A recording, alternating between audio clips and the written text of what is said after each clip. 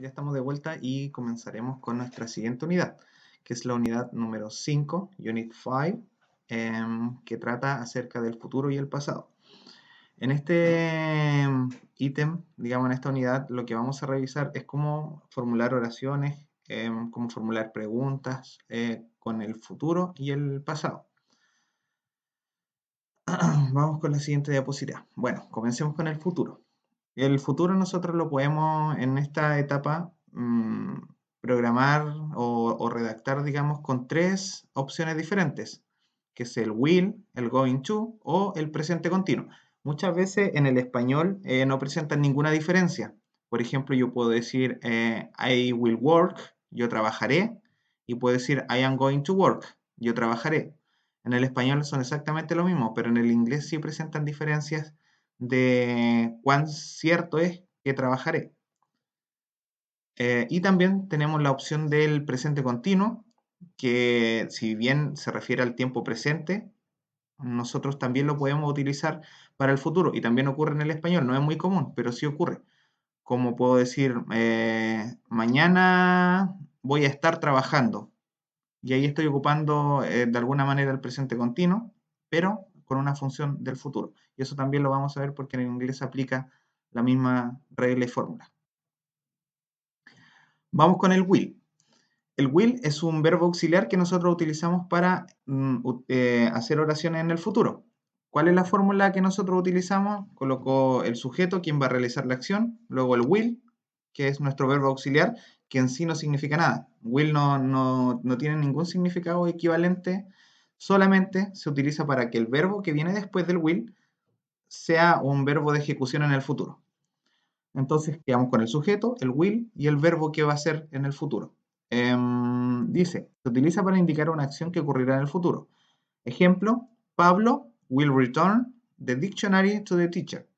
Quiere decir que Pablo, y tenemos el verbo return, que es devolver, y el will, que está antes, ahí lo tengo subrayado, entonces dice que Pablo regresará o devolverá el diccionario al profesor.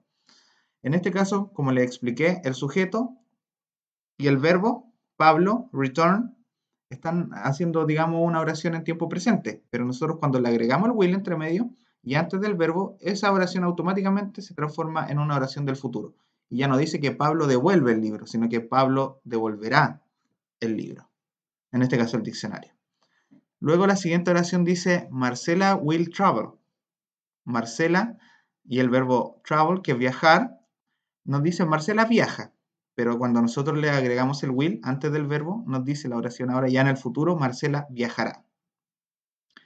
Después tenemos una opción ya con una comilla, que lo único que hace es que ese will quede resumido a una doble L. Nosotros lo vamos a encontrar y es común en algunos textos, en algunos diálogos, que encontremos esta doble L junto con ese apóstrofe, que lo único que hace es contraer el I will y se queda como I'll. Y en este caso es como que si ahí dijese I will play soccer. No es muy complejo, pero igual es importante que lo conozcan, por eso lo agregué. Y nos quedaría la oración I will play soccer. Si nosotros no tuviésemos esa comilla con esa doble L que representan el will, nuestra oración sería yo juego fútbol. Pero como la tenemos ese will ahí presente, nuestra oración queda como yo jugaré fútbol. Automáticamente se va al futuro en nuestra oración. Este will nosotros lo utilizamos para un futuro no planeado. Es decir, cuando nosotros no tenemos certeza total de lo que vamos a realizar o de la acción que se va a realizar. Por eso dice Pablo will return, que quiere decir que Pablo devolverá el libro, pero no tenemos la certeza de si lo hará o no, sino que es de alguna manera una predicción, un deseo de que algo ocurra en el futuro, pero no tiene tanta certeza y ahí encontramos la diferencia entre el inglés y el español, porque en el español nosotros no planteamos esa diferencia. Si yo digo él viajará, simplemente se queda como una oración de él viajará. No importa si se va a concretar o no se va a concretar, si hay certeza o no certeza en esto. En cambio, en el inglés sí se presenta esta diferencia y lo vamos a ir viendo. Pero el will es, por ejemplo, para un futuro no planeado y sin mucha certeza. Luego tenemos el futuro con el going to. Dice, esta forma se utiliza para un futuro inmediato y más seguro, cuando se tiene una base sobre una predicción. Aquí ya aumenta la certeza respecto a la fórmula que vimos en el ejercicio pasado. Nosotros podemos utilizar cualquiera de las dos dependiendo de cómo nosotros estemos pensando o si es que hay antecedente en el contexto de nuestra oración de respecto a si se va a realizar o no esta acción con cuánta certeza.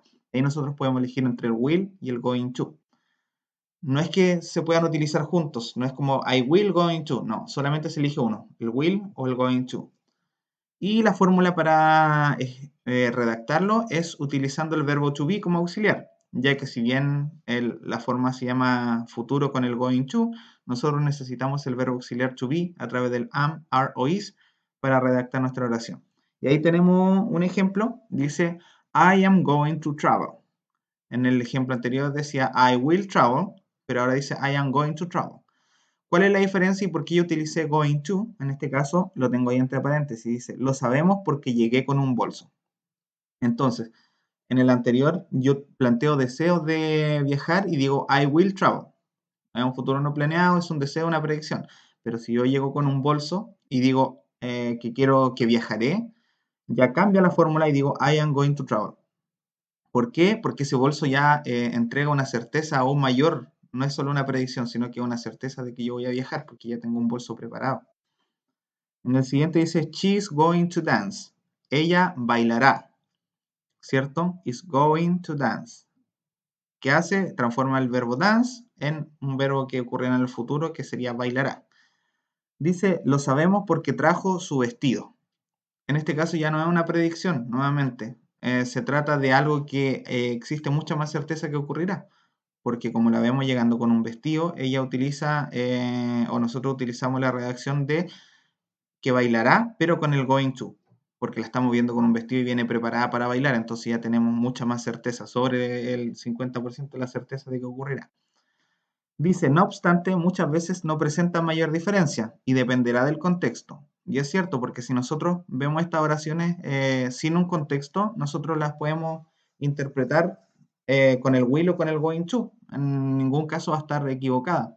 Solo va a depender de si hay un contexto mayor que nos diga, oye, sí, yo creo que sí lo va a hacer. O no, creo que no hay tanta certeza. Quizás no lo haga, quizás sí lo haga.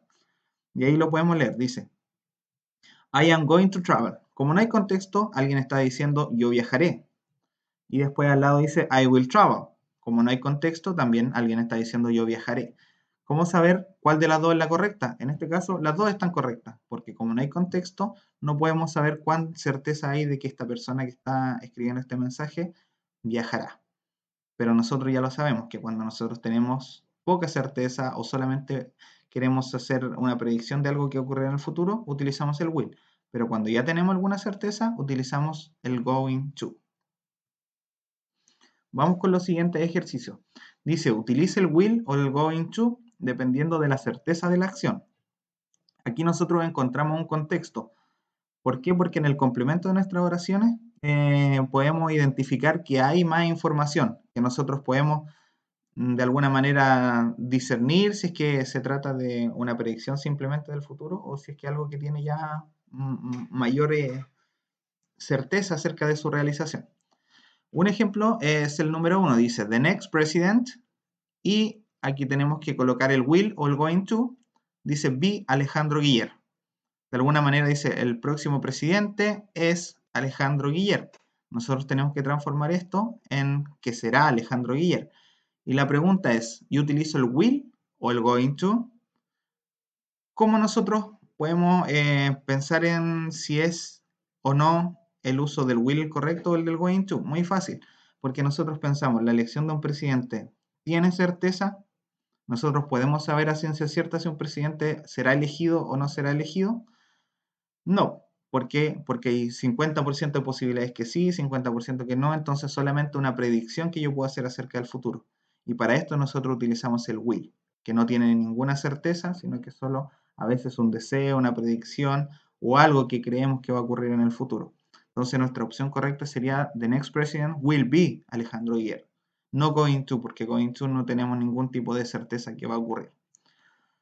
Luego tenemos 1, 2, 3, 4, 5 ejercicios más con la misma fórmula. ¿Qué tienen que hacer ustedes? Leer con atención el complemento. Por ejemplo, en el segundo dice rain tomorrow, lloverá o llueve mañana.